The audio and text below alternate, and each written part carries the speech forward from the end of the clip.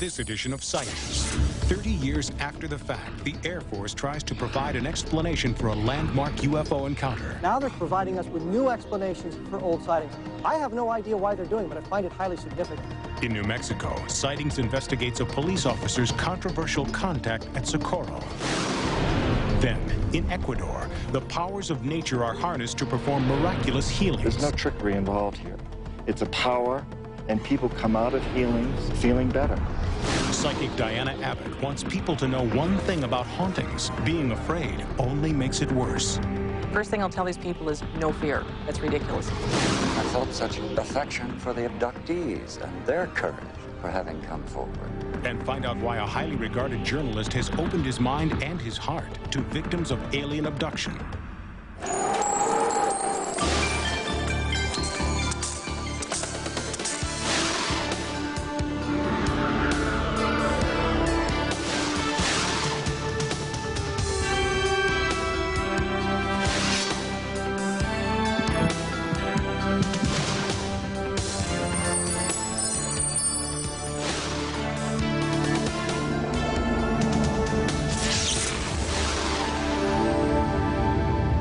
Welcome to Sightings. I'm Tim White.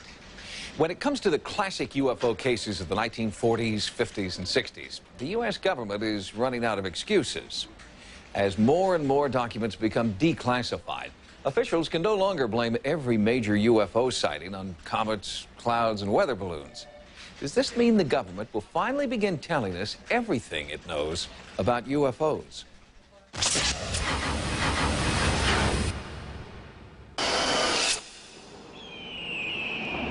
Socorro, New Mexico is the kind of small town people are usually traveling through on their way to someplace else. Visitors rarely slow down long enough to learn that this place has a mysterious past, and that one retired Socorro police officer is still haunted by the unearthly encounter that took place here 32 years ago. Lonnie Zamora remembers April 24th, 1964. He was a rookie on the force, returning to the station after an uneventful day. Then, a speeding vehicle passed Zamora's patrol car, and he set off in pursuit. When we got to this hill, I saw a lot of dust, and I let the speeder go, and I turned to investigate. I could see a white object sitting between those two bushes over there, and I had to come real slow because this was a messed up road, had big rocks on it and everything. I thought it was the kids from high school. They were racing up here, and maybe one of the teenagers had turned over. When the speeding object came to a stop, Zamora claims that he saw two figures in white coveralls emerge from a strange white UFO. He moved in slowly. I came up here this road till I could find a flat spot where I could park my car. I got out the car and glanced down to the arroyo there, and I saw this white-looking object. It was sort of a big egg shape, bigger than a car. Those are the exact bushes that were there, and the craft was sitting right in between them two. So I started down to see what it was, and then I heard this big boom in the bottom, and the fire came off the bottom, so I started running behind my police car to take cover. I could feel the heat off that because it was windy like now. And then it gradually pulled up about 20, 30 feet and stayed there for a while and then just took off. His radio was dead. Zamora could only watch in awe as the object disappeared over the horizon. As soon as it was gone, the police radio crackled to life, and Zamora called for backup. A New Mexico State Police unit quickly arrived. We came down here, and we saw this big rock right down here. It was still on fire. And then we saw the imprints of the legs of the craft, and it was 4 of them. And then we saw this footprints around here. By nightfall, the FBI had arrived on scene and began gathering evidence. They went down there and measured the footprints and everything. And we stayed out here until about 7 or 8 o'clock at night, still wondering what it was. But they didn't say what it was or not.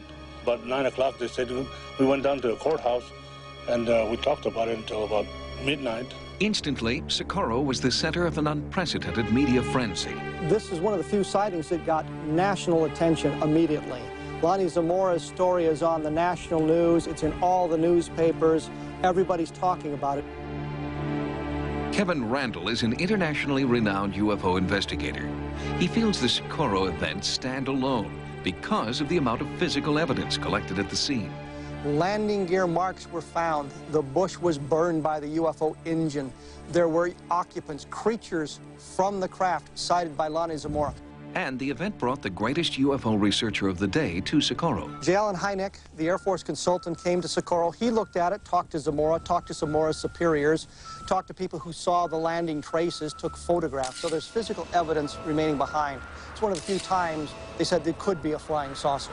I had conversations with Dr. Hynek about the Socorro case, and his comments to me led me to believe that he felt that this was one of those cases where the government was unwilling to permit him to say what he would like to say about it. And that dismayed him a great deal. According to Timmerman, a longtime associate of J. Allen Hynek, the Socorro event was one of the defining moments in Hynek's career. He felt that this was one of the most important cases he'd come across.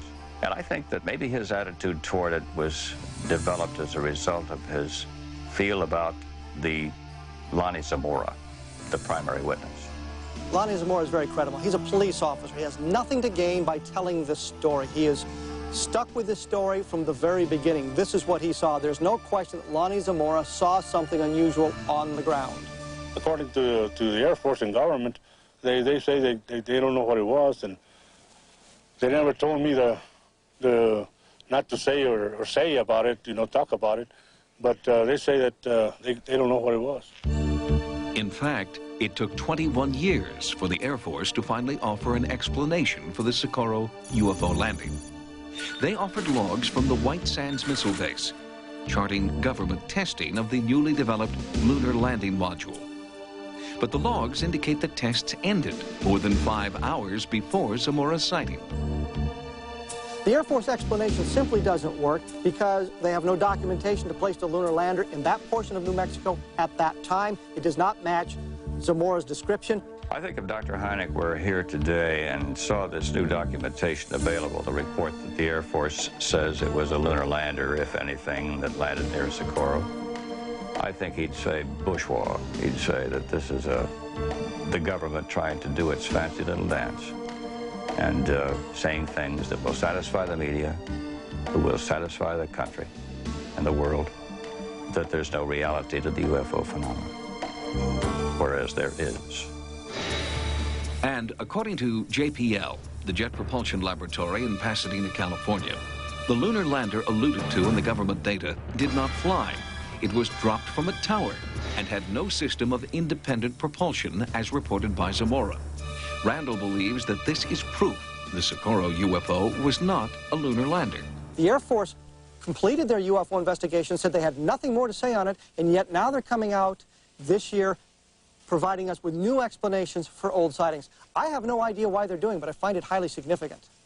Randall believes it is Socorro's proximity to several highly sensitive military bases that have prompted a continuing disinformation campaign. It is between the Los Alamos National Laboratory, the White Sands Missile Range. The Very Large Array radio telescope is 50 or 60 miles to the west. Socorro's right in the middle of this. If you've got a race of intelligent beings wanting to see what we're doing, this makes a perfect place for them to come to observe our steps into space and what our science is doing. According to Timmerman, the Socorro event convinced Dr. Hynek that the truth about UFOs was being manipulated by the Air Force. After Socorro, Hynek left his post. The government lost one of its most prestigious spokespersons and gained its most ardent critic. Dr. Hynek saw this, and it was very obvious to him that what Lonnie Zamora was saying in the depths of his honesty was not what the military was saying in their attempt to explain it.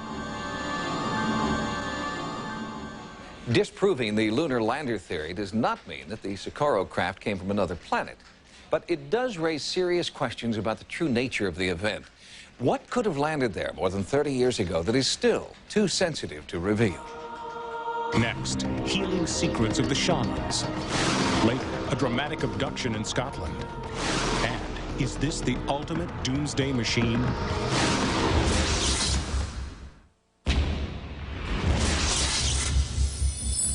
Recently, I accompanied a Sightings investigative team to Ecuador.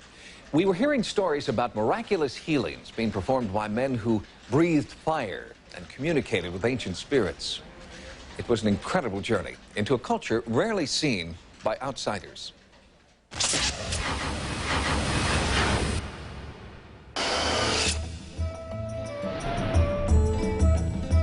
This is what a house call looks like in many parts of Ecuador. At its center is the shaman, a healer trained in ancient methods that appear bizarre to outsiders. His pharmacy is the rainforest, the sea, and the mountains of South America. To appreciate the powers and magic that these individuals possess, it's necessary to see the shaman's world from the inside. Between the lakes and volcanoes of the Ecuadorian Andes, for centuries, the shaman have been celebrated as mystical healers and teachers. Now, the shaman have something to teach us. Sightings journeyed to central Ecuador, to the village of Carabuela, a fertile plain ringed by active volcanoes, an area known here as the Valley of the Dawn. Our guides were local expert Eduardo Quito and John Perkins, a successful corporate executive turned environmentalist and an expert on shamanism. John, what is the definition of a shaman? The definition that I like best, the short definition, is a shaman is a person who journeys into other worlds. And we may call that the subconscious or the collective unconscious. And in these other worlds, he finds power, energy, and knowledge that he can then use to effect change in this world. Shamanism is based on a belief in the power and value of Mother Nature, that earthly forces affect us in mysterious ways. The most important thing that's going on is recognizing our oneness and our unity with nature. The shaman will use his wakas, his sacred stones, and he'll be using different herbs, and he'll be using trago, this cane sugar alcohol, and fire, and water, air, and earth. All of the elements will be present. Perkins worked with the World Bank until a trip to Brazil and a meeting with a shaman changed the focus of his life's work and inspired him to write this book about his experience. Ipupiara, my blood brother, is Ipishuna Orowawao from the Brazilian Amazon, a very, very special person, a shaman who has been a great influence in my life. Very important man who's not only a shaman from the Amazon, but also has a PhD in anthropology and is working as a consultant to the Smithsonian right now. Ipupiara is the indigenous name of anthropologist and shaman Bernardo Peixoto. It means freshwater dolphin. The first thing that I have to learn to be a shaman was to respect and love people. Then they start teaching me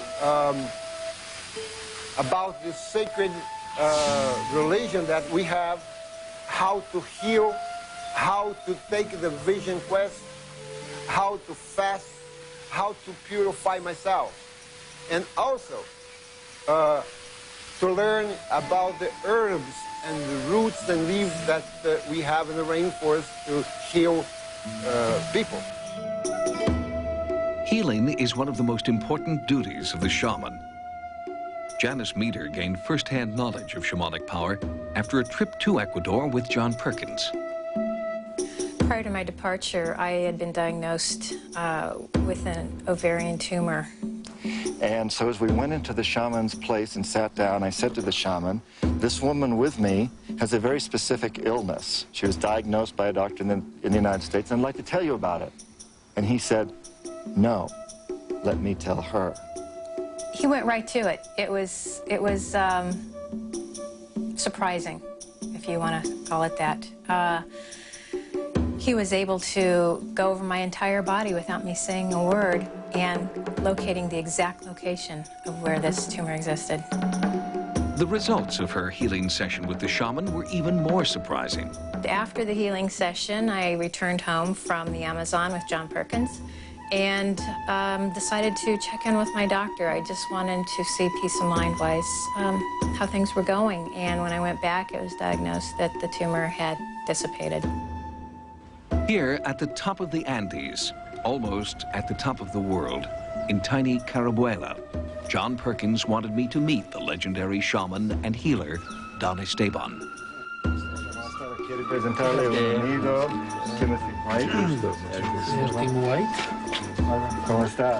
We were invited to attend a healing session. That night, a local woman was being treated for migraine headaches that had plagued her for months. Don Esteban purified the room by blowing fermented sugar cane over it. He purified himself by disgorging bad spirits he felt were inside him, and then he blew fire as a final cleansing ritual. There's no trickery involved here. It's a power, and people come out of healings feeling better. The patient is given an ancient Amazonian spear. Don Esteban blows carnation petals on the woman. To someone trained to respect the Western tradition of stethoscope and prescription pad, the shaman's methods were bizarre. A flogging with native plants, sacred stones rubbed on the chest and head. And as the evening progressed, the shamanic rituals became more bizarre, culminating in this dramatic moment. He will use fire, using the alcohol, blowing it through a candle so that the patient is engulfed in a ball of fire, which helps to smooth down this myelite, this bad air, this bad energy, the bad vibrations. Finally, Don Esteban uses crystal to draw the sickness out of the patient and into himself. When I drink in bad spirits, I wake up the next day feeling weak, not feeling so good. But it has helped heal people, and the spirits protect me. I honor them, I honor the earth, and it gives me energy and strength. Shamans, like Don Esteban, believe there is a balance in our lives, as there is in nature. But now, the scales are tipping, especially in the north. It's important for all of us to recognize that we all come from shamanic cultures. We can look at shamanism any way we want, but it's in our blood, it's in our cells, it's in our DNA, whether we're from Asia or Europe or Oceania or Africa or the Americas. Every one of us has shamans in our ancestry. John Perkins isn't advocating that we turn our backs on the medical profession. Rather, Perkins and others are suggesting that we consider the power of all forms of traditional medicine, even if the tradition is not our own. Next, the government calls it a necessary part of our national defense. Its critics call it a doomsday machine. This just may be the most important story you've never heard.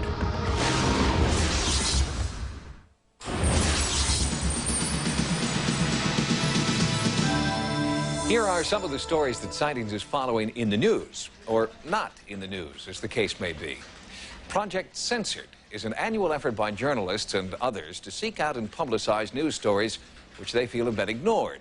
One story that caught our attention concerned a government project called HARP.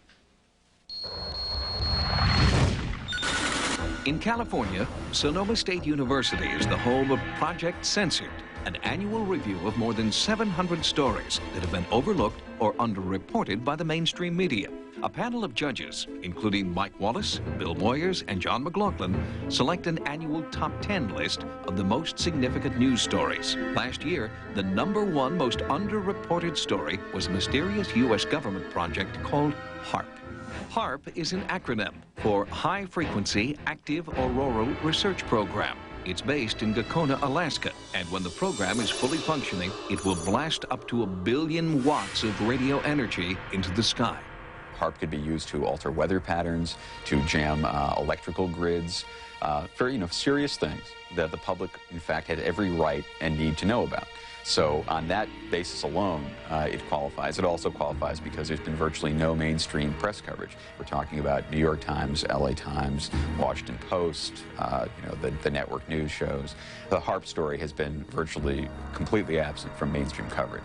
The fact that the public does not know about it, the fact that the press has not reported the story, gives us some concern, and I think we give many, many Americans some concern. Some concerned people are calling these HARP antennae the doomsday machine.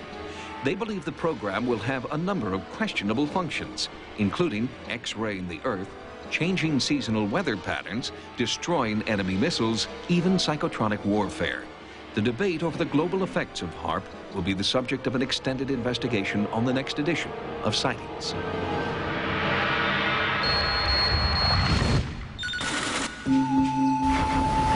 In Beijing, the Chinese government has now rejected a 6-year-old boy as the reincarnation of the Panchen Lama, Tibet's second holiest religious figure. The boy had been chosen after a series of secret ceremonies in May of 1995 and was dubbed Panchen Lama by the Dalai Lama, the supreme leader of Tibet's Buddhists. The Dalai Lama currently lives in exile and has been the object of an ongoing war of conscience between the Tibetan Buddhists and the Chinese government. Tibet's selection of the boy ended a 6-year search for the successor to the 10th Panchen Lama, who died in 1989. The rejection by Beijing is the most serious step in the religious and political confrontation between the spiritual hierarchy of Tibet and Chinese officials. Many in Tibet now fear for the safety of the boy chosen by the Dalai Lama, because the Chinese government has now identified a different boy as the reincarnated soul. In doing so, they are being accused of interfering with the religious freedom of Tibet. And China now becomes the first communist government to officially express a belief in reincarnation. Scotland's first reported case of alien abduction took center stage at the 8th Annual UFO Congress held recently in Sheffield, England. Scottish UFO researcher Malcolm Robinson revealed details of his case history of a unique abduction experience. It was a terrifying encounter that occurred in 1992 when Gary Wood and Colin Wright claimed that they were abducted together from a wooded area on the outskirts of Edinburgh. They contacted numerous societies in England for someone to take them seriously, and I can't believe that nobody got in touch with these gentlemen. Robinson was the first researcher to suggest that Wood and Wright be interrogated separately and that they undergo hypnosis to see if even their subconscious memories would match. They did. It was just terror. Vivid memories seemed to arise, beings, being in some form of a room, being on some form of a platform with these big creatures. There's small ones and big ones around me, doing things to me. It is only now that their case is being revealed at conferences like this one in Sheffield that Wood and Wright feel they can begin to recover from the unexplained events of August 17th, 1992. I feel more comfortable now, rather than being up all night, terrified and scared. Ufologists from around the world are particularly intrigued by this Scottish case because the two abductees are men who had not been exposed previously to the alien abduction phenomenon or the details revealed by other abductees under hypnosis. I believe in the sincerity of these two gentlemen. This really did happen, and it's the only case in Scotland to take me off the proverbial fence into believing that perhaps, and it's a big word perhaps, humankind is indeed interacting with some form of alien intelligence.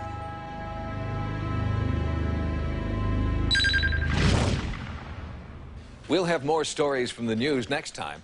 Now, here's what's coming up on Sightings. Diana Abbott believes when it comes to hauntings, the only thing we have to fear is fear itself. This is a very practical science as far as I'm concerned. There's no superstition involved. Later, close encounters of the fourth kind.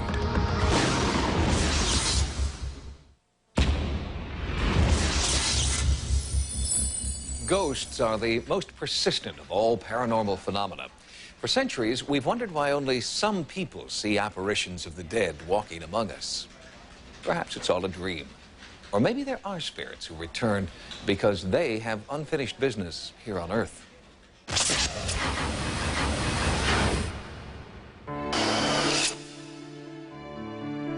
Born during a lunar eclipse, psychic Diana Abbott believes she inherited her unique gift from her grandmother, who accurately predicted the date and time of Diana's birth. Recently, Diana contacted Sightings about haunting activity in her hometown of Omaha, Nebraska. Her no-nonsense approach caught our immediate attention. This is a very practical science as far as I'm concerned. There's no superstition involved. Diana consults with local law enforcement agencies and also works with private clients who are trying to cope with hauntings and other paranormal activity. Her philosophy is get tough, get smart, and don't be a victim. I really, really hate to see it when people buy into the fact that they've got a ghost in their house or they have paranormal activity and they make a projection out of it, and you see people going through this, oh, poor me type thing. Well, that's ridiculous, because all that's going to do is make it worse. we wouldn't leave unless there was something very serious happening. When Diana first met the frightened residents of this Nebraska farm, they were victims, allowing the threatening entity's presence they felt here to drive them out. I could never sleep in my bedroom. I could never sleep at night. I would wake up for no reason in the middle of the night and just have this incredible fear. It was like the greatest noise you could possibly hear. It was almost like a freight train going through your house. It was almost like somebody just grabbing your house and squeezing it in and out. It was just like the most horrible thing. And it just sort of shocks you. You just sort of sit there because you know it's not a house sound from an old house. It's very pronounced and there's no explanation for it. It's enough to scare you and make you think that there's something else in the house that wants you out, or at least wants you to be afraid of it. The entities reportedly seen on this property have taken many shapes and forms. One time when I drove in the driveway, I thought I saw a dog about the same color as mine. And I thought to myself, you know, my roommate, I said, darn it, you know, why did you let my dog out and leave? I pull in the driveway, I get out and I call for her and she didn't come, so I went inside and there she was running up to me inside the house. Among the first to be called in to help was the family priest, who offered to perform a house blessing. There are times when powerful forces have overtaken places and people for which special treatment and special prayer was needed. I have never been confronted in my 22 years as a priest with anything like this, no. The blessing was no match for the forces here. The spirit attacks continued and then intensified. When the situation is so bad that you have to run out of the house, we knew we needed help. They sought help from Diana Abbott as a last resort. She instantly knew about the house, told me and described rooms in my house when I had never talked to her. She hadn't known me, had never been to our house. I was actually shaking that she knew so much about our house and I'd never talked to her before. The very first time Diana walked through the property, she made contact with what she felt was a ghostly entity. I felt some energy behind me that was building very rapidly, and it was what I would perceive as being human energy, but transitory. In other words, what we would call a ghost. And I turned around to look, and a female form, through my vision, started to form over here next to the barn. It is somewhat unusual to see an apparition in daylight hours this tangibly. Just now, standing over this area where I saw the young woman, I very definitely was told that she drowned. A sightings researcher has since confirmed that a young woman did die on the property. She drowned in a horse trough in 1934. The barn itself has a lot of activity, even upstairs. It feels almost juvenile in nature, I'd have to say, or just a very low spirit level, which could potentially be poltergeist activity. But I get a sensation of 1 or 2 horses here, too, that are still, in their minds, alive and still living in that barn. It's almost like looking at dust. If you leave dust alone for a year, it has time to build and gain shape also. And it's the same thing with this type of energy. It was undisturbed, had nothing to get in its way, and subsequently started building back to the form that it started out in. And in this case, it was ghosts. You're not going to destroy this energy, you're only going to transform it. This is manageable, it can be handled. Most ghost settings can be handled. Don't buy into the fear, don't buy into the anger. With a mix of philosophy, psychology, and practical tips, Diana counsels the roommates that they can take back their home. Everything in life is either wave or particle. With that in mind, to break those energy fields apart, you introduce more wave and more particle. And for us in the physical plane of existence, that means light and sound and smell. So the more sunlight in the rooms that you've got, the more sound through radio or stereo, TV, anything, and people too. And also the use of incense or even perfumes, potpourri, anything to break up the energy field that's causing you problems. That's how you start. Diana also told the group that she felt that much of the destructive energy in the house was emanating from this room upstairs. Before you enter in this room, I would visualize a shield of white light around yourself and then put blue around that for protection. This is an energy vacuum. You may end up with headaches or some other physical anomaly unless you do. So just visualize white light around yourself when you walk in here. The strongest area of energy is straight behind the door. That is an area that is literally the worst in the house. Very, very, very negative energy. Diana believes it is possible to change this kind of negative energy by using an ancient ritual. This is sea salt and also some herbs in it. And what you need to do then is place it in the corners of the room as close to being true north, true south, true east, and true west as possible. It's time for you to move on. In that house, what they have upstairs is emotionally damaging because it restricts their use of their facility, and that's not right. So people have to learn how to take back their environment. From my viewpoint, there's no victims here. First thing I'll tell these people is no fear. That's ridiculous. It's terrible that people have to leave their homes because of hauntings. And, you know, there are ways to deal with the ghosts and keep you sane, and apparently that's what I'm doing. These people will learn to deal with this energy. I'm not the least bit concerned about that. They will learn. But it's great to see people growing with the situation instead of backing away and being fearful and diminishing their lives. In this case, these people's lives have opened up because of this experience, which is the way it should be. They've made it positive, and they've turned it for the good. It's like I said, the basic final statement is no fear. Diana Abbott does not know if the ghosts will ever leave the farmhouse. But she feels that it's up to the people who live there to decide whether they will be victims or victors in this haunting situation. Next, a respected journalist investigates stories of alien abduction. The phrase is utterly credible people telling utterly incredible stories.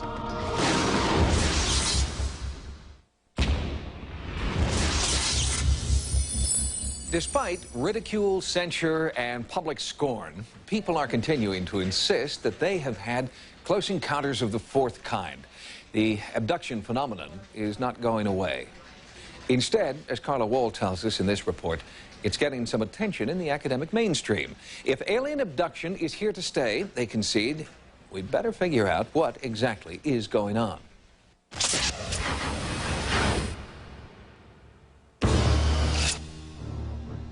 I was so terrified looking into these big black eyes. I ended up on a craft, laying down on a table. Surrounded by these beings, and one of them's putting a needle in my neck. They're emerging from a personal nightmare, coming forward to tell their stories of alien abduction. The sheer magnitude of the phenomenon is what inspired this author to write Close Encounters of the Fourth Kind, Alien Abduction, UFOs, and the Conference at MIT. He is C.D.B. Bryant, a seasoned and respected journalist, contributor to New Yorker magazine, and the author of Friendly Fire. I met with Brian at his home in Connecticut to find out what drew him to the academic conference on which his book is based. Why go to the MIT conference in the first place? Because it was such a crazy idea. And I thought that if MIT, that high church of technology, was holding a conference on this subject, and I learned it was being chaired by Dave Pritchard, who is a Broider Prize-winning physicist at MIT, and John Mack, who had already won the Pulitzer, the Harvard psychiatrist. If these two men were chairing a conference on this subject, which was the equivalent of Little Green Men, it was news. MIT was lending this phenomenon a credibility which it had never had before. The prestigious Massachusetts Institute of Technology, a bastion of critical thought, was an unlikely setting for a conference on the alien abduction phenomenon, which took place in June of 1992. Physicist and MIT professor Dr. David Pritchard organized the conference. The point is not that MIT endorses alien abduction as a scientific area of research, but that they endorse the principle of academic freedom and freedom of inquiry.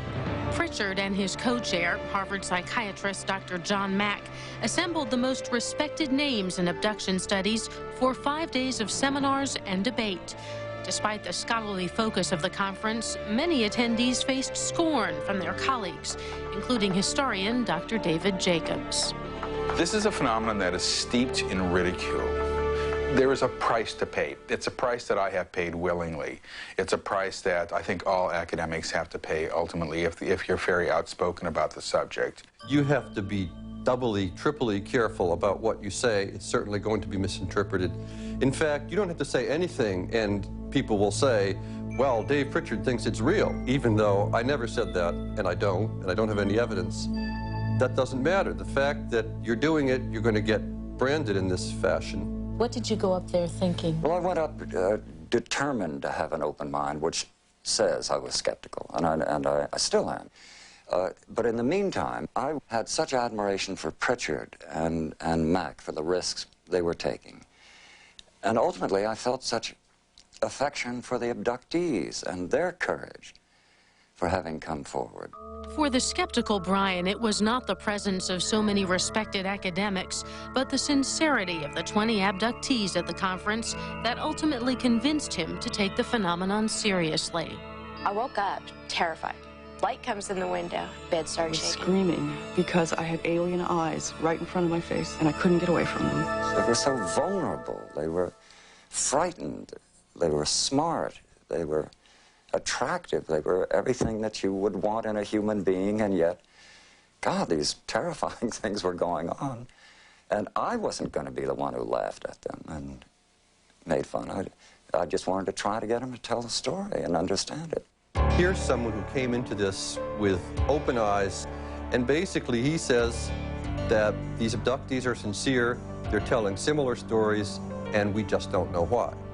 The fact that he sat down and wrote this book and went through the process of his own changing attitudes towards the subject matter, I think is extraordinarily important. It's kind of a model for the way I think an intellectual, if he does get daring enough to look into the matter, would tend to find himself moving. Despite his attempt to leave no academic stone unturned, Brian was unable to find the kind of physical proof that would finally end the debate over the abductees' extraordinary claims. One of the astronomers up at Harvard complained that he wouldn't believe in the UFO phenomenon until the tailpipe or a cigarette lighter dropped from one. But people neglect the fact that these abductees are hard evidence. So you think something's going on? Do you think abductions are going on? I'm going to have to be a journalist. I haven't been abducted. I've never seen anyone abducted. But boy, the people I've interviewed are utterly convincing. And as the phrase is, utterly credible people telling utterly incredible stories. They believe they've been abducted. There's no question in their minds. Very frightening, you know, you can't really explain what it's like unless it's actually happened to you. This is something that affects you all your life. There's a part of me that would love to find the answer, that it was something else. CDB Brian knows that far more research is needed before anyone will get to the truth of the abduction experience. But Brian says he won't be the one to do it. One paranormal book is okay, he feels, but two will compromise his standing as a serious journalist. Next. We today are in the process of destroying our civilization, just as Easter Island did destroy its own civilization. Can the lessons of Easter Island save planet Earth?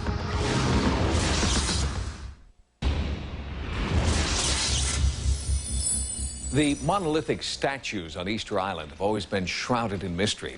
But the truth is that scientists know who built them and how they were created. The real mystery on Easter Island is not in the statues, but in a macabre trail of death that almost wiped out an entire civilization. Dr. Jared Diamond believes that the planet Earth is in trouble. And to understand why, we need look no further than this tiny island in the middle of the Pacific. Easter Island is roughly 8 miles across. Its area is 64 square miles. And it's the most isolated, habitable piece of land on Earth. 2,000 miles off the coast of Chile, 1,400 miles even from the nearest Polynesian island.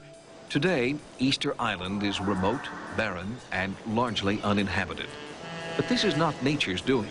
The island used to be covered with tropical plants.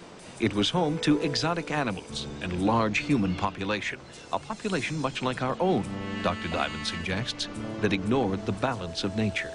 I think the real appeal of Easter Island is that it is a microcosm for the world and what's happening to us. The biggest threat to human civilization in the next century is an environmental holocaust, and we can see the signs all around us. Population biologist Dr. Paul Ehrlich also sees a cautionary tale in Easter Island. The parallels so far between Easter Island and the global population are very clear. That is, Easter Island had a population explosion. We've had a population explosion. Easter Island then had a population collapse. The issue is, are we going to have a population collapse, or are we going to sensibly limit our reproduction so that we can begin a gradual return to a sustainable population size? Because right now, the population of the planet is far above the present carrying capacity. And when the population of Easter Island exceeded its carrying capacity, not only was the Pacific paradise destroyed, so were the people. Mistake number one, too many people. Mistake number two, they destroyed their biological environment. They chopped down the forest. With the loss of forest, there was soil erosion, so their agricultural productivity decreased. You can see the same thing happening to the entire planet. Land degradation has affected a very large proportion of the world. Desertification has ruined a lot of the western United States. When the last tree was gone, the islanders had sealed their fate. They did not have the raw materials needed to build canoes with which they could then go to sea and feed themselves. So they exterminated some of the wild species on which they depended for food. The result was that when they had eliminated the main sources of wild protein, they then turned to the only source of large protein remaining on the islands, namely humans. They turned to cannibalism. Things got so tough that they began eating each other. I mean, one of the classic curses on Easter Island was, your mother is stuck between my teeth. That's not the situation we want to get into here on the planet as a whole. But could the island's history repeat itself on a global scale? Our population and the scale of the human enterprise is growing essentially exponentially. And we could very easily face a demise such as that took over Easter Island. Essentially all the tropical rainforests outside of parts of Amazonia and Zaire will be destroyed by the year 2030. The world population is doubling about every 42 years. So in about 60 or 70 years, we'll be using all the energy from sunlight. That then is an absolute limit on human population, and there won't be anything left in the world except humans, cows, rats, and the other animals dependent upon us. What we need to do immediately is to raise to the top of the human agenda the whole issue of how we reduce the scale of the human enterprise to the point where the planet can sustain us essentially permanently. If we don't start doing that immediately, I fear for the future of our civilization. The planet Earth is an island in the middle of space, and we today are in the process of destroying our civilization, just as Easter Island did destroy its own civilization. Paul Ehrlich offers his dire predictions not because he's a fatalist, but because he believes there is still time to turn things around.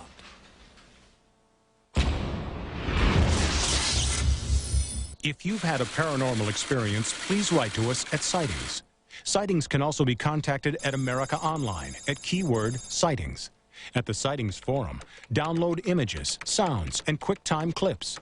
Also, join us daily in our chat room, live on AOL. Until next time, remember, no mystery is closed to an open mind. For Sightings, I'm Tim White.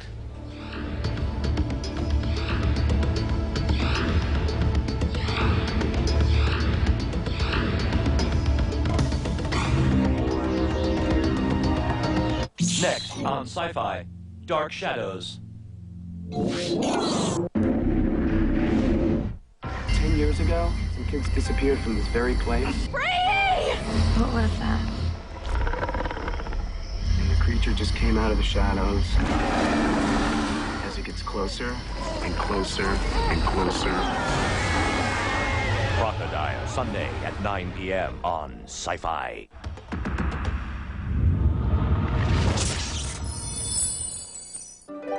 Thank you.